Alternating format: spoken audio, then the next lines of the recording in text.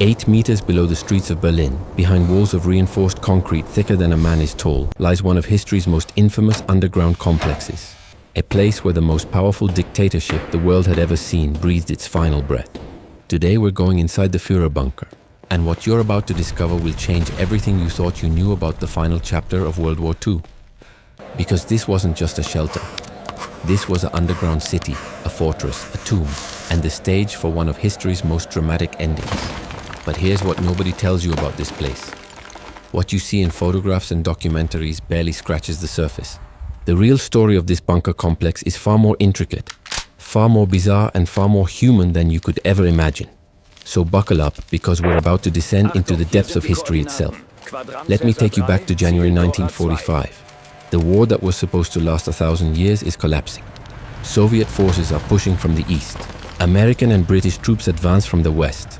The skies above Berlin rain explosives night after night, and somewhere beneath the Reich Chancellery Garden, crews are working around the clock on Hitler's final architectural project. The Führer bunker wasn't built in a day. In fact, the complex you've heard about was actually the last addition to an elaborate underground network that had been expanding since 1936. The original bunker, called the Vorbunker, was constructed first, a relatively modest affair by the standards of what would come later. But by 1944, as the Allied bombing intensified, something far more substantial was needed. Picture this. You're standing in the Reich Chancellery Garden. It's a cold Berlin morning. Trees that once stood proud are now splintered stumps. Craters pockmark the landscape. And beneath your feet, hidden from the world above, lies a 2-level underground fortress that cost millions of Reichsmarks to construct. The entrance itself was deceptively simple. A small concrete structure, almost like a garden shed, marked the primary access point. But step through that doorway, and you began a descent that would take you into another world entirely. The staircase spiraled downward, 55 steps in total, each one taking you further from the chaos above and deeper into the strange, suffocating atmosphere below. But wait, because the layout of this place is where things get really interesting. The bunker complex was divided into 2 main sections, connected by a narrow corridor. The upper level, the Vorbunker, was completed first and served as the quarters for support staff, guards and service personnel. The lower level, the Führer bunker proper, was where Hitler and his inner circle would spend their final days. But describing it as just 2 levels doesn't capture the maze-like nature of this underground world. The walls were constructed of reinforced concrete, over 2 meters thick in some places. This wasn't just to protect against conventional bombs. The engineers who designed this structure knew that nothing short of a direct hit from the largest bombs in existence could penetrate these walls. And even then, the bunker might survive. Let me paint you a picture of what it was like to actually be inside this place. The moment you descended those stairs and the heavy steel door closed behind you, the world changed. The temperature dropped noticeably. The air, circulated by diesel-powered ventilation systems, had a peculiar quality to it. Filtered and refiltered, never quite fresh, never quite stale, just eternally recycled. The lighting was harsh, artificial, fluorescent tubes that hummed constantly, creating a perpetual twilight that made it impossible to tell if it was day or night above ground. Time itself seemed to lose meaning down here. Some staff members reported losing all sense of whether hours or days had passed. Now, here's something that will surprise you about the interior design. Despite being an underground military installation, parts of the bunker were surprisingly well appointed. Hitler's personal suite consisted of a small study, a bedroom and a sitting room. The walls were painted in light colors to combat the oppressive feeling of being underground. Paintings hung on the walls, though not the grand masterpieces from the Reich Chancellery above. Furniture was functional but comfortable. There was even a small sofa where Hitler would sit for hours, studying military maps that increasingly showed a hopeless situation. The conference room was the heart of the bunker's operations. This is where the military briefings took place, where strategies were discussed, where orders were given that affected millions of lives. The room itself was modest, perhaps 6 meters by 4 meters, dominated by a large table covered in maps. Phone lines connected this room to military headquarters across what remained of German-held territory. Radio equipment crackled with messages from distant fronts. But the bunker wasn't just about military operations. It was also a living space for dozens of people who would spend weeks underground. And this is where the design gets truly fascinating. The kitchen was a masterpiece of efficiency, small but equipped with modern appliances for the time. Refrigerators kept food fresh. Though as the days wore on and supply lines collapsed, the quality and quantity of provisions decreased dramatically. Chefs worked in shifts, preparing meals for Hitler, who was famously particular about his vegetarian diet, and for the rest of the bunker's inhabitants. There was a small infirmary, staffed by a doctor who had limited supplies and even more limited space. Medical emergencies in the bunker were particularly challenging because evacuating someone to a proper hospital meant risking the journey through the bombardment above. The telecommunications room was perhaps the most technologically advanced space in the entire complex. Banks of telephone switchboards, radio equipment, and encoding machines allowed communication with military units across Europe. Operators worked around the clock, maintaining the fragile threads that connected Hitler to what remained of his empire. Now you might be wondering about something crucial. What about ventilation? What about power? Because these aren't just minor details, they're what kept everyone alive down there. The ventilation system was a marvel of engineering for its time. Air was drawn from the surface through carefully disguised intake vents, filtered to remove potential chemical or biological agents, and then circulated through the bunker's rooms. The system could be sealed completely if a gas attack was feared, with internal air supplies lasting several hours. But there was a catch, and this is important. The diesel generators that powered everything, from the lights to the ventilation to the communications equipment, were incredibly loud. The constant rumble and vibration were inescapable. People who spent extended periods in the bunker reported that the sound became a sort of psychological torment, a relentless reminder that they were trapped in a machine, dependent on its continued operation for their very survival. The generators themselves were housed in a separate chamber, accessed through heavy doors designed to dampen the noise and contain potential fires. Fuel was stored in underground tanks, but as the Soviet advance tightened around Berlin, refueling became increasingly difficult and eventually impossible. Let me tell you about the water situation, because this reveals something crucial about the bunker's vulnerabilities. Water was pumped from Berlin's municipal water system, but the designers had also included emergency wells and storage tanks. However, as the siege intensified and infrastructure above ground was systematically destroyed, water pressure dropped. By the final days, water had to be rationed carefully. Bathing became a luxury. Washing was minimal. The atmosphere in the bunker, already oppressive, became even more uncomfortable. The toilet facilities were basic but functional, connected to Berlin's sewer system. But again, as the city's infrastructure collapsed, these systems became unreliable. The bunker had backup systems, but nothing that could sustain dozens of people indefinitely. Now, here's where the story takes a turn that most people don't know about. The bunker wasn't isolated. It was connected to a much larger underground network. Tunnels ran from the Führer bunker to other government buildings, to subway stations, to other bunkers. This underground Berlin was like a shadow city, hidden beneath the ruins above. Some tunnels were wide enough to drive vehicles through. Others were narrow passages barely wide enough for a single person. These tunnels served multiple purposes. They allowed movement between important locations without exposure to bombardment. They provided escape routes if the bunker needed to be evacuated. And they connected to supply depots where food, ammunition, and other essentials were stored. But navigating this underground maze was treacherous. The tunnels were poorly lit, often flooded when water mains broke, and some sections were damaged by bombing, creating dead ends and collapse hazards. Maps existed, but in the chaos of the final weeks, people sometimes got lost in the labyrinth beneath Berlin. Let's talk about daily life in the bunker, because this is where the human element really emerges. Meals were served on a strict schedule. Breakfast, lunch, and dinner were prepared in the kitchen and served in a small dining area or delivered to individual rooms. Hitler typically took his meals in his suite or in the conference room, often eating while continuing to study maps and reports. The menu varied depending on availability. In the early days, when supply lines were still functioning, meals could be relatively elaborate. Fresh vegetables, bread, soups, and for non-vegetarians, meat dishes. Hitler's vegetarian meals were prepared separately, often consisting of pasta, vegetables, and fruit when available. But as April 1945 progressed and the siege tightened, the food situation deteriorated. Fresh produce disappeared. Canned goods and preserved foods became the staples. Bread became increasingly scarce and of poorer quality. By the final days, meals were sparse and monotonous. Sleep was another challenge. The bunker operated 24 hours a day, with constant activity in the operations rooms, telecommunications centers, and service areas. The noise was continuous. Footsteps echoed in the concrete corridors. Doors clanged shut. Phones rang. Radio chatter crackled. Generators rumbled. Personal quarters varied in size and comfort depending on rank. Hitler's bedroom was modest, containing a bed, a nightstand, and little else. Other high-ranking officials had similarly sparse accommodation. Lower-ranking personnel often shared rooms or slept in shifts. Privacy was nearly non-existent. The bunker was crowded, especially as more people sought refuge underground as the Soviet advance intensified. At its peak, over 60 people were packed into a space designed for far fewer. Now here's something that paints a vivid picture of the psychological atmosphere. As the situation above ground deteriorated, the mood in the bunker grew increasingly surreal.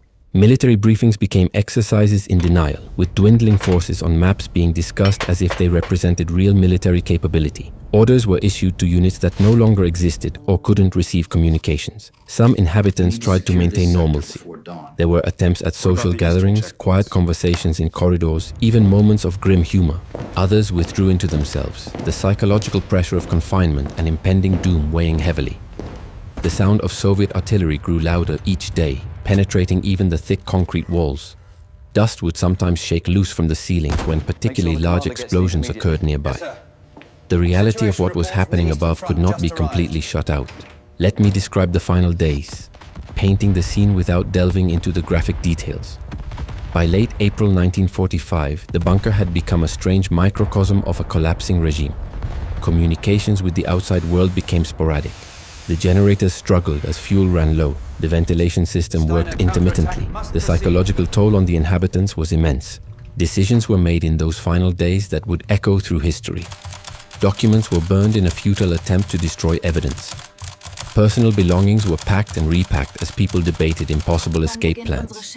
Some chose to leave, risking the dangerous journey through the battle-torn streets above. Others remained, unable or unwilling to abandon their posts. The military situation maps that had dominated the conference room discussions showed concentric circles of Soviet forces drawing ever tighter around the city center. Radio communications brought news of surrenders, of positions overrun, of the systematic collapse of all resistance. In those final hours, the bunker took on the quality of a tomb. The artificial lighting flickered. The air grew thicker. The sounds from above, the artillery, the small arms fire, the rumble of tanks, all seemed to press down on the concrete ceiling. And then, in early May, it was over. The bunker fell silent. The generator stopped. The lights went out. The strange underground world that had been the final seat of the Third Reich ceased to function. But here's what happened next, and this is crucial to understanding the bunker's legacy. Soviet forces who entered the bunker found a scene of abandonment. Documents scattered.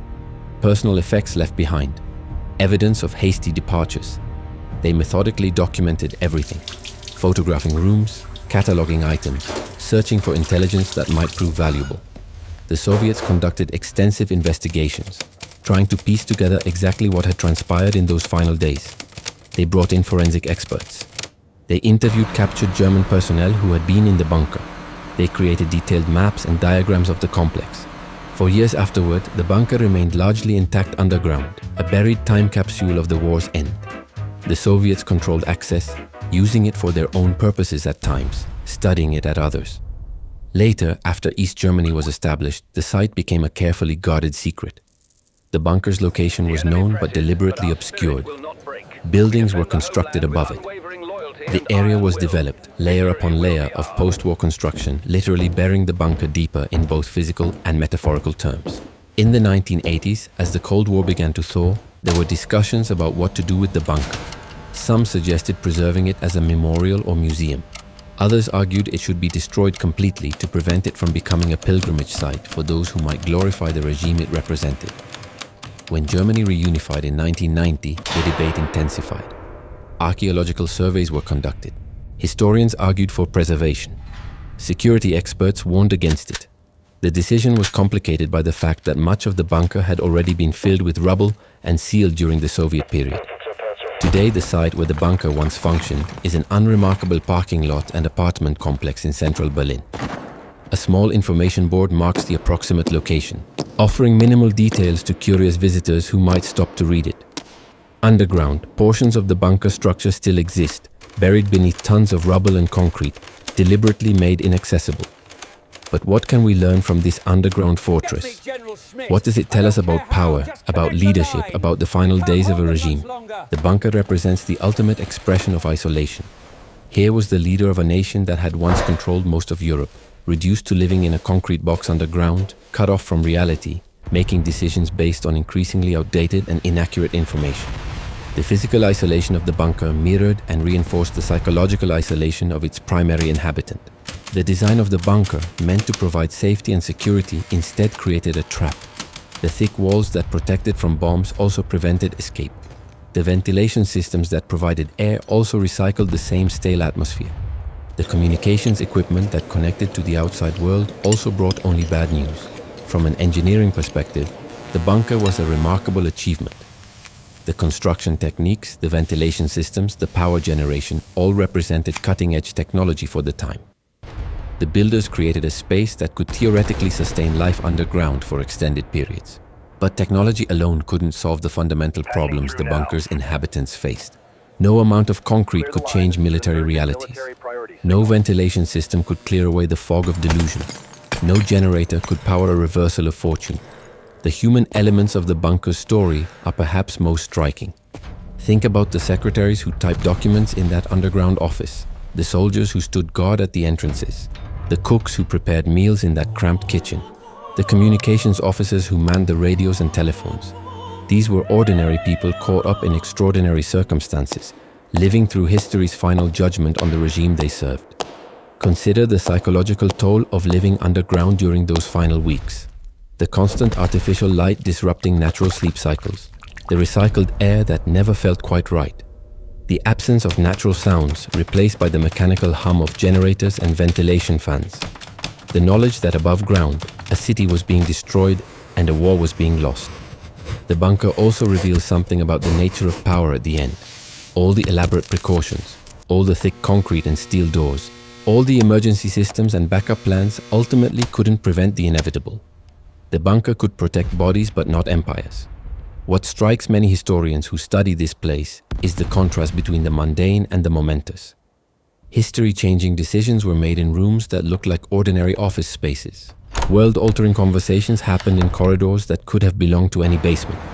The apocalyptic end of a regime played out in surroundings that were remarkably banal. The bunker's legacy is complex.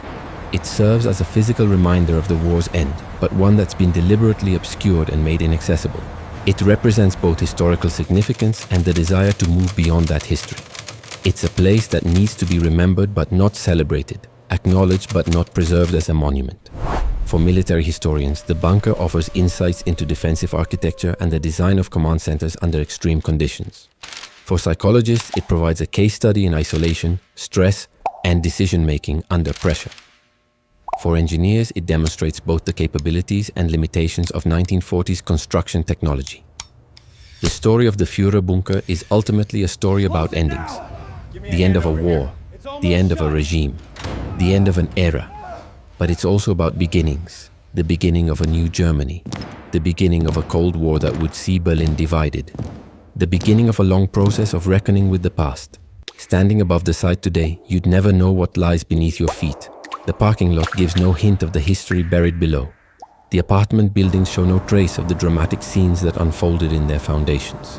Berlin has literally built over this chapter of its history, creating new layers of life and activity above the old. But the bunker still exists, in some form, down there in the darkness. Sealed chambers filled with rubble, corridors blocked with concrete, rooms that once hummed with activity, now silent and inaccessible. It's a buried monument to the end of one of history's darkest chapters. The technical specifications of the bunker continue to fascinate engineers and military planners. The ventilation system's design influenced post-war bunker construction. The communications setup became a case study in maintaining command and control in besieged conditions. The structural engineering informed future underground construction projects. But beyond the technical details, beyond the historical facts, the Führer bunker stands as a testament to a fundamental truth, that walls, no matter how thick, cannot protect against the consequences of actions. That isolation, even in the most secure fortress, cannot provide escape from reality. That the most elaborate preparations cannot prevent the inevitable when the cause is lost. The people who lived through those final days in the bunker carried their experiences for the rest of their lives. Those who survived told stories of the strange, suffocating atmosphere, the constant tension, the growing sense of unreality as the world above ground collapsed. Their accounts provide the human dimension to what could otherwise be just a story of concrete and steel. Today, historians continue to study documents and testimonies from the bunker period, piecing together a detailed picture of those final weeks. Archaeological surveys have mapped the remaining structure underground. Archives have been opened, revealing new details about the bunker's construction, operation, and final days. The Führer bunker remains one of the most infamous locations of World War II, a place that exists now more in historical memory than physical reality. It represents a moment frozen in time, the final scene of a global conflict that reshaped the world. And while the bunker itself lies buried and inaccessible, its story continues to resonate, offering lessons about power, isolation, and the inescapable nature of historical consequence. This underground fortress, built to protect, became a prison. Designed to project power, it became a symbol of defeat. Meant to be a refuge, it became a tomb for a regime and an era. And that perhaps is the most important lesson the Führer bunker teaches us, that ultimately, no bunker, no matter how deep or how strong, can shelter us from the truth.